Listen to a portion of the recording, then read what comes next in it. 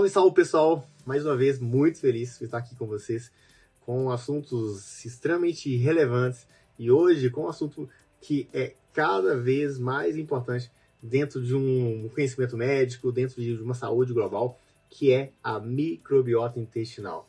Meu nome é Dr. Vinícius, sou médico especialista em clínica médica, com residência em nefrologia, título de especialista em nefrologia, também especialista em medicina do esporte e dos exercícios, titulado pela sociedade, especialista em nutrologia e hoje eu pratico medicina funcional, que é uma medicina voltada para cuidado da base.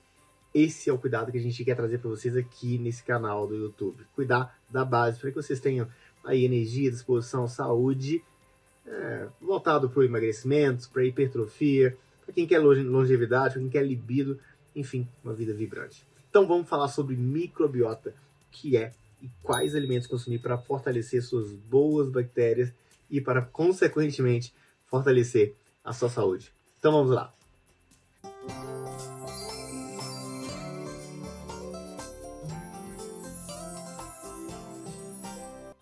Pessoal, depois das primeiras publicações de Alessio Fasano lá na Itália, que datam aí do ano 2000, ou seja, nem muito tempo assim, que ele relatou da microbiota, que são as bactérias que vivem, aliás, os micro-organismos que vivem no nosso intestino, a coisa foi evoluindo de uma forma tão incrível que hoje a gente sabe que nosso intestino é o segundo cérebro, é o maior órgão do sistema imune, é o maior órgão do sistema endócrino. Então, é impossível a gente querer boa saúde e não cuidar do nosso intestino. Então, fique aqui comigo até o final, que a gente vai dar para vocês alguns alimentos que são essenciais no cuidado do seu intestino e também medidas gerais de como cuidar, como fazer para ter um intestino, boas bactérias no seu intestino. Então, o trato digestivo abriga mais de 500 espécies de bactérias, compreendendo um total de 100 trilhões de micro-organismos no total. Isso é uma loucura, porque a gente tem mais bactérias no nosso intestino do que células no corpo. E se a gente parte do pressuposto que nós somos feitos de células, e agora a gente tem mais bactérias do que células, quer dizer que nós somos não somos humanos, né? Se for parar para pensar. Mas tem um livro que chama Meio Humano, recomendo demais vocês lerem, que é muito interessante. Coletivamente, a microbiota, ou as bactérias, ou os micro-organismos que estão no nosso intestino, isso é extremamente importante. Assim, nós damos um lar para esses micro-organismos, em troca, eles fazem uma variedade de coisas para nós. Por exemplo, ajudam a gente a digerir os alimentos, sintetizam certas vitaminas, e além disso desempenham um papel importantíssimo no sistema imunológico. Esses micro-organismos, eles trabalham como uma barreira que ajuda o nosso corpo a filtrar e absorver os alimentos adequadamente. E a microbiota é um conjunto, na verdade, de seres vivos, que são pequenos demais para serem observados a olho nu. E é o termo geral que é descrito para falar que existem ali bactérias, vírus, fungos, leveduras e tudo mais. Então, o microbioma que a gente conhece, né, o microbioma ou microbiota é a coleção de micro-organismos que vivem em uma determinada comunidade, no intestino humano, mas também vivem no pulmão, vivem nas vias aéreas, vivem na pele, e às vezes a gente denomina essa comunidade, ou esse microbioma, essa microbiota também de flora. A gente já ouviu falar muito, né? Flora intestinal. E nós, como seres humanos, começamos a adquirir uma boa microbiota logo ao nascimento. É interessante essa história de que o ser humano, quando nasce de parto vaginal, pega a microbiota da mãe, e esse ser humano que nasceu de parto vaginal, que pegou a microbiota da mãe, ou seja, as boas bactérias da mãe, ele tem menor incidência na vida adulta de transtorno de ansiedade e de obesidade, além de outras condições. De forma que alguns centros hoje, o que eles fazem? Depois de um parto cesariano, eles embebedam uma gaze na secreção vaginal da mãe e colocam na boca da criança para a criança fazer um reflexo de sucção, e aí essa criança vai ser inoculada com aquelas boas bactérias. Então, um parto vaginal é realmente interessante dentro desse contexto de transferência de bactéria para o bebê. Então, os bebês eles têm o primeiro contato quando eles adquirem essa microbiota da mãe e que, diga-se de passagem, é realmente muito importante. O microbioma ele não é fixo, ele se desenvolve ao longo do tempo e as mudanças em respostas ao seu ambiente eles acontecem de forma progressiva. Agora, uma parte importantíssima para a gente entender o que o microbioma faz. Então, as bactérias intestinais afetam todo o corpo, pessoal, incluindo o cérebro. As bactérias benéficas, elas têm muitas funções, inclusive a capacidade de sintetizar algumas vitaminas e ajudar na digestão, equilibrar o humor, reduzir a ansiedade, proteger contra as infecções e algumas formas, inclusive algumas formas de câncer, reduzir a resistência insulínica, reduzir a incidência de diabetes, a própria obesidade. Então, cepas boas de bactérias, elas são realmente definidoras por uma boa saúde. Elas estão associadas a menor taxa de obesidade, como eu falei, de diabetes, como disse também, e de várias outras doenças do intestino. Então, se a gente tiver muitas bactérias ruins ou poucas bactérias boas no intestino ou no microbioma, podem surgir sérios problemas de saúde. A população de bactérias boas em seu corpo pode ser reduzida ou morta por estresse, por antibióticos, por cirurgias, por algumas doenças, por trauma, alimentação rica em açúcar e por hábitos de vida não saudáveis, leia-se, o sedentarismo. É péssimo para a microbiota intestinal. E os antibióticos, eles podem matar bactérias ruins que causam doenças, mas também matam muitas bactérias benéficas também. E nós podemos manter nosso microbioma saudável comendo os alimentos que alimentam essas bactérias boas e evitando alimentos que estimulam o crescimento de bactérias ruins, como no caso ali de açúcar. O que a gente tem que chamar atenção também é o uso dos prazóis, né? Omeprazol, lansoprazol, pantoprazol. Esses inibidores de bomba que reduzem a secreção ácida no estômago, ele realmente é péssimo para a nossa microbiota e vão levar a um supercrescimento de bactérias ruins no nosso intestino, levando ao que a gente conhece como desregulação dessa microbiota ou disbiose. O que é disbiose? É a alteração dessas bactérias com predominância, com crescimento de bactérias ruins, causando uma série de consequências que a gente já até citou aqui. Então vamos logo para o que interessa e vamos entender como alimentar a nossa microbiota intestinal para que a gente tenha boas bactérias. Olha, todos os alimentos, eles fazem eles influenciam a nossa microbiota. E existem alguns alimentos que fazem uma influência positiva em boas bactérias no nosso corpo. Esses alimentos são conhecidos como pré-bióticos. Esses alimentos prebióticos, eles são os alimentos ricos em fibras. Olha, os prebióticos, pessoal, eles fazem com que, ricos em fibras, né? Eles alimentam diretamente essas bactérias boas e existe um composto que se chama ácido butírico. Ele é produzido quando os probióticos quebram os alimentos pré-bióticos no cólon. Detalhe, é muito interessante que esse ácido butírico ele serve então de alimento para a célula.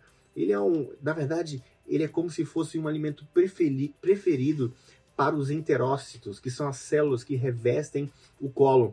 E servem também para acidificar o meio ambiente, dificultando a entrada de bactérias ruins e dificultando essas bactérias ruins, inclusive, de sobreviver. Duas das principais bactérias probióticos são dois tipos, né? São os lactobacilos, que quase todo mundo conhece, daqueles lactobacilos que tem ali no Yakult, que, diga-se de passagem, não serve para nada, e as bifidobactérias.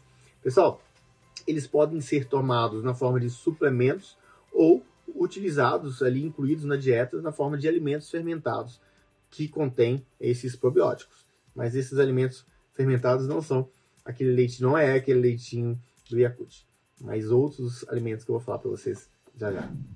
Para manter a colonização do trato digestivo, os probióticos eles devem ser tomados ou ingeridos, né, regularmente. A quantidade orientada é a quantidade sugerida de 1 a 25 bilhões de unidades formadoras de colônias diariamente. Só para vocês terem uma ideia, os iogurtes que a gente compra ali na prateleira do supermercado, eles têm no máximo 1 bilhão de unidades formadoras de colônias. Estou falando de iogurte bom. Então, o que a gente tem que fazer é suplementar e fazer com que boas bactérias sejam proliferadas utilizando prebióticos, ou seja, utilizando as fibras. Para obter o máximo benefício dos alimentos fermentados, é importante ler os rótulos, né, pessoal? Escolher apenas aqueles que contêm culturas ativas e vivas e ingredientes que não são pasteurizados e perecíveis, né? As marcas orgânicas, obviamente, são as melhores, porque elas não são tratadas termicamente, né, depois da fermentação. Então, tem mais bactérias boas presentes ali naqueles alimentos que são orgânicos. Os alimentos fermentados também podem ser feitos em casa. Na verdade, várias culturas ao redor do mundo sempre fizeram esses alimentos fermentados e consumiam, assim, os probióticos. Mas vamos, então, para dicas de como manter um microbioma, a sua microbiota saudável. Então, nossa dica número 1 para manter um microbioma saudável ou a microbiota saudável é comer uma grande variedade de alimentos vegetais, ricos em fibras, incluindo legumes, nozes, sementes, ervas, grãos integrais, frutas, especialmente legumes. Gente, legumes, eles são realmente ricos, eles vão alimentar, na verdade, eles são ricos em pré-bióticos e vão alimentar boas bactérias no nosso intestino. No número 2, limitar o consumo de carne vermelha, sim, limitar. Ou você consome somente uma refeição no dia, ou faz pelo menos um dia da semana sem carne vermelha. Limitar também alimentos processados e ricos em açúcar. Pessoal, esses são os piores. Os alimentos ricos em açúcar são os piores. Lembrando também que os adoçantes artificiais, eles são péssimos para a microbiota. Então, eliminar o açúcar e evitar ao máximo os adoçantes artificiais. Mantenha-se hidratado. Por mais que a gente já sabe, por mais que a gente tenha essa noção, a gente é orientado. Às vezes é muito difícil a gente estar ali sempre hidratando, bebendo água. Eu levo minha garrafinha para todos os lados, mas eu vejo as pessoas têm essa dificuldade. Então mantenha-se hidratado e beba bastante água pura. E outras bebidas sem cafeína e sem açúcar. Também a cafeína, de certa forma, quando em excesso, ela também não é benéfica para a microbiota intestinal. Isso é muito importante. Limite ou evite alimentos nos quais você é sensível, você é intolerante ou você é alérgico. Alguns exemplos são milho, laticínios, ovos, peixe, marisco, amendoim, soja, nozes ou trigo ou glúten. Eu vejo muitas pessoas intolerantes à lactose, mas completamente assintomáticos. E aí a pessoa vem com um teste positivo lá no consultório e a pessoa insiste, não, eu não sinto nada, posso continuar tomando. Não, se você continuar tomando, você vai inflamar localmente seu intestino e vai prejudicar a sua microbiota intestinal. Então, se você sabe que você é intolerante a algum alimento, evite. Não insista. Número 5, essencial. Isso aqui é uma questão de saúde pública. Tome antibióticos somente quando clinicamente necessário. As pessoas têm uma tendência a achar que qualquer coisa é utilizar antibiótico. Inclusive, a gente precisa de educar colegas médicos nesse sentido também. E durante e depois de completar um curso de antibióticos, tome um probiótico. No nosso número 6, consuma ou suplemente com probióticos. Extremamente importante, de tempos em tempos, suplementar. Mas, mais importante ainda, consumir alimentos que são probióticos para recolonizar o nosso intestino de bactérias saudáveis. Mas quais são esses alimentos? Calma, vou falar agora para vocês os alimentos probióticos que são extremamente importantes para a nossa saúde. Então, pessoal, começando aí nossa lista de alimentos probióticos, a gente tem ali, primeiramente, o leite fermentado, soro de leite, a coalhada, o queijo envelhecido, o queijo tipo cottage, kefir, que é extremamente interessante e rico, a própria nata e iogurte, sem adição de açúcar, com culturas ativas. Eu sugiro aqui, sem conflito de interesse, gosto muito do iogurte, que tem muito baixo conteúdo de açúcar e baixo teor de carboidratos também. Excelente. E aí, pessoal, na nossa continuação a gente tem os alimentos não lácteos, com os legumes fermentados, o kimchi, o kombucha, o miso, o natto, que é a soja fermentada lá do Japão, né? Os legumes em conservas, o chucrute, o tempé, o iogurte, iogurte simples, né? Sem adição de açúcar, sem adição de conservantes, né? A melhor forma é fazer esse iogurte em casa. É fácil fazer o iogurte em casa e ainda só de fazer um YouTube a gente já encontra ali Dá no YouTube e encontra como fazer iogurte natural em casa, que é uma coisa muito, mas muito simples. Aqui em casa a gente sempre faz. A maçã, o aspargo, a banana, a chicória, o cacau. Quem gosta, quem é chocolate aí, faça em casa. Um cacauzinho, coloca ali um pouquinho de eritritol, fica incrível. Dente de leão, berinjela, endívia, a linhaça, o alho, o mel, jicama, o conjac, que é um substituto do macarrão, incrível também. O alho poró, as leguminosas e a cebola, que ali a gente tem quercetina na cebola, que é realmente extremamente interessante para a saúde.